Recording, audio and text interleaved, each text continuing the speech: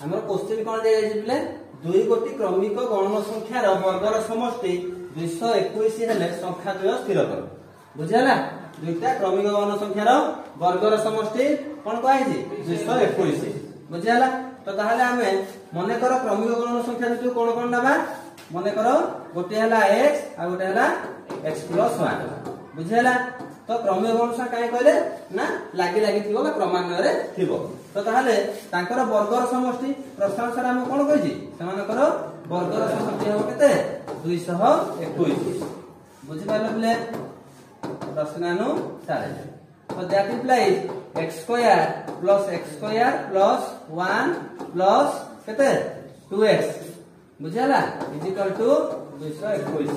तो ताले 2x² + 2x + 1 equal to 221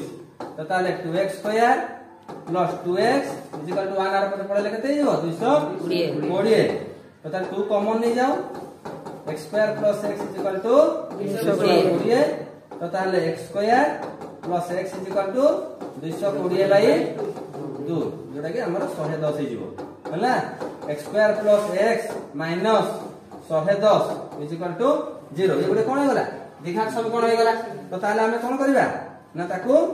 factorisation कर दबा उत्पादीकरण रे बाहर करबा तो ताले x एम तो टर्म बाछ दुटा टर्म जोटा कि हमर x आसुथबो 11 और 10 हला तो ताले x² + 11x - 10x - 110 equal to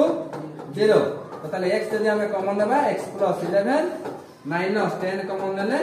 x + 11 equal to